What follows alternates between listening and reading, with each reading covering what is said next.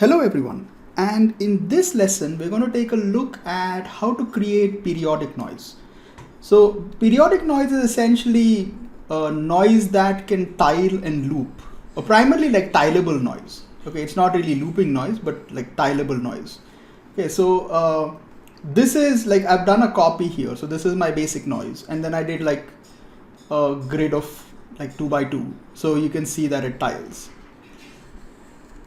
So the advantage of this is that if you're trying to do texturing, or you're trying to do like repeating textures for that you want to bake and then use somewhere else, this is excellent for those purposes. So I did like a training series called Texturing and Baking, and I hadn't figured out how to do periodic noise at that point in time, or actually I didn't even know something like periodic noise existed. So yeah, I think most of those lessons I can sort of like revisit those, because now I can actually make them tileable. Okay, so the way it works is a little tricky. Okay, it's not entirely straightforward, and the help is not particularly helpful. But the first thing I'll do is I'll just create a copy. Like I'll do a copy transform so that we can see that it actually repeats. Okay, otherwise it's very difficult to figure out that it's repeating. And I'll do a pack an instance so that it's not taking up too much memory or anything. Okay, so pack an instance, and this will be 2. Okay, sorry, 1. Okay, so we have a grid of like 2 by 2. Okay, so the way it works is this primarily just works with unified noise. I mean, there is something called as a periodic noise, but it has almost no parameters in there. So I'm not entirely sure what to do with it. Okay, anyways, forget it. Like that's not important. Okay, so we'll take a unified noise static, and I'll just take a position and plug it in over there. And we'll also animate it so that we can see that. Okay, so what I can do is we need to animate the offset value here. And the thing is, this is a vector 4. Okay, so take a float to vector 4, not a float to vector. Okay, so take a float to vector 4, and I want to animate the y axis. So I'll plug this in the y over here. So now it's like x, y, and then God knows what. Okay, and then I can just take this and plug it into offset, and we'll take the noise and plug that into color. So what we should get is like, that.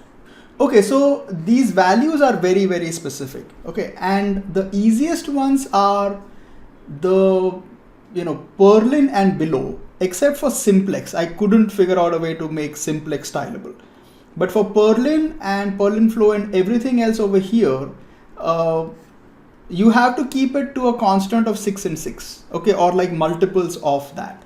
So turn on periodic and make sure like these are all 6 and these are all 6 as well, and you'll see that it will tile.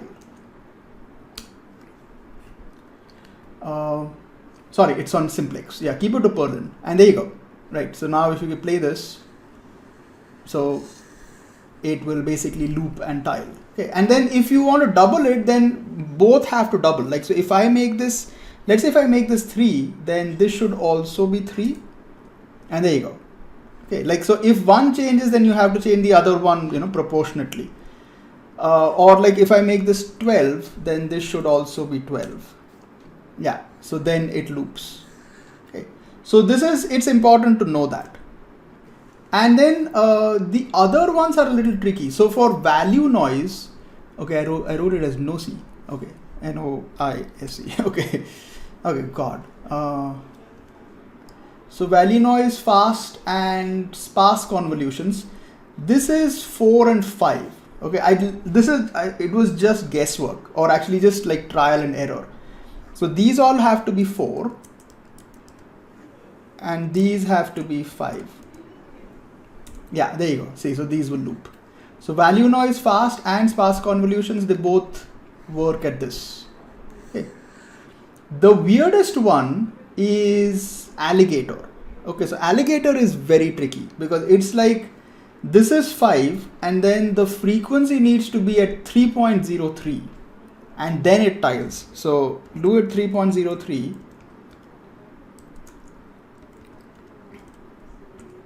See, so there you go. See, so now you have like tileable. Okay. Actually, I don't think it works at 3 either. Like if I go to 3, you'll see a seam in there. So it doesn't even work at 3. It has to be like 3.03. And then if you want a double, then like let's say if I take this up to 10, then this needs to be like it's not 6.06.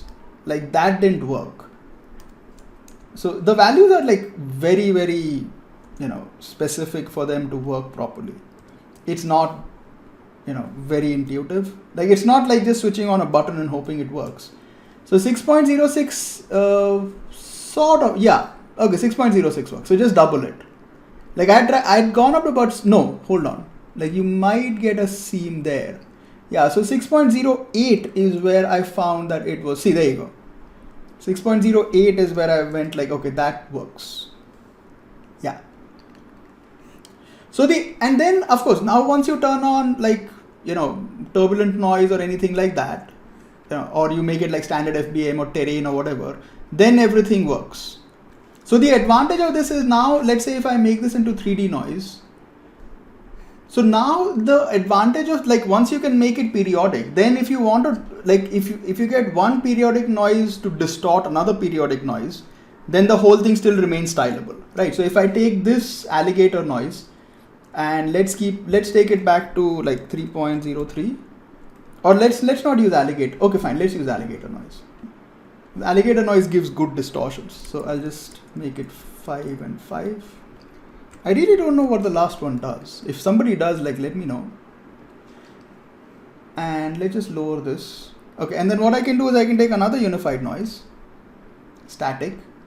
I'll feed in the position. Let's set this to Perlin.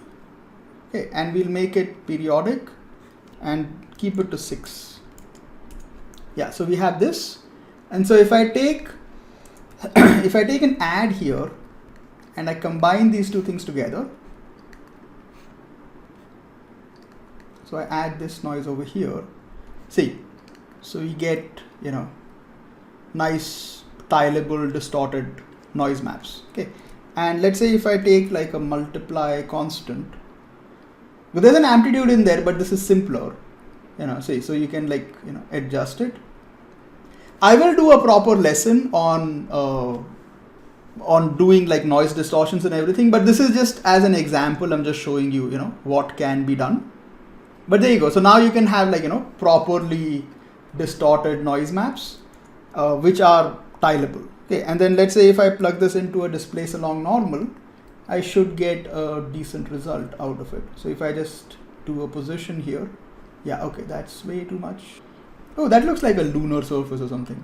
Okay, and then I can, let's try something. Let's make this like 2. So it's like really distorted. Okay, no. Let's see if I can bring this down to 3.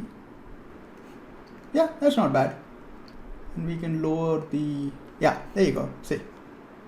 So you get like, nice tileable repeating patterns on the whole thing. There is a little bit of a seam there, so I don't think like, as I said, like alligator noise is tricky. Maybe if you switch this over to, let's try sparse convolutions, and that was, I believe, 4. Yeah, see, this is now there's no seam over there. Or what you can do is like if you do end up getting like a minor seam over there, if you have access to something like Substance Alchemist, then that has a really nice way to remove seams. And since it will be really minor, it won't take too much work. There's just a single filter in there which says make tileable, right? So it's pretty simple to use that. But anyway, so as I said, like once everything is periodic, it becomes properly, tileable. I don't want to take this lesson too far because I don't want to go into like noise distortions and stuff like that. But we will talk about it in in the next lesson, so that that will be like a separate chapter altogether. All right, so this is a small correction to the entire video actually. I made the mistake of saying that for Perlin flow and then everything else below, leaving out simplex, the frequency and the period have to be in multiples of 3. that's not required. Okay, they can be in multiples of 1. Okay, as long as they're integer values, it's perfectly fine. The reason I got confused, I think, is because I looked up the periodic noise warp node and it kind of said like it has to be like 12, 12, 12, and that kind of made me confused into thinking that it has to be like somewhere around that range, in like 333, or, and that was working, so I never sort of checked anything else. So as long as these two values match, it will tile. Okay, so what I'll do is, except for simplex doesn't tile. Okay, so I can just do copy parameter, paste relative reference for all three. And if I change this to Perlin, you'll see that it tiles. So even if I get it to like 2, 2, and 2, it will tile. Okay, so it doesn't need to be like just specifically 3, 3, and 3. It will tile regardless. The only problem that happens is that like at 1, 1 or 2, 2, it almost just looks like, it doesn't look like noise. It just feels like some kind of a repeating tile structure. Okay, but anyways, that's the one thing I needed to sort of clarify. At 4.5 it won't, like you'll start seeing a seam. Okay, so that's one thing that you need to be aware of. Okay, so as long as it's integer values, it's fine. Okay.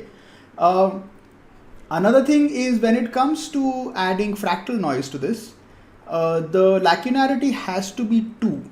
Okay, if it's not 2, or if it's like 2 point something or whatever, see, again, like integer values you won't get a seam, but anything over 2 as well, it gives you, it might give you a seam, but 2 is fine.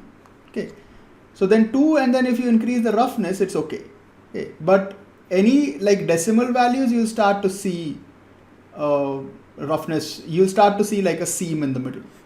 Okay, so 1, 2, so again, like integer values. Okay, so as long as you're doing integer values, it's fine. Okay, that's pretty much it. So I just I kind of realized that I realized that somewhere in the middle of editing another video, okay, where I kind of just realized, oh, maybe it just works, in integer values. It doesn't need to be in multiples of anything. The values for the value noise and this stuff, that still remains. Okay, that doesn't change. But for Perlin and everything else below that, just as long as the frequency matches the period, you're good to go. Okay, in integer values, like that's the one thing you need to remember. Okay, that's pretty much it.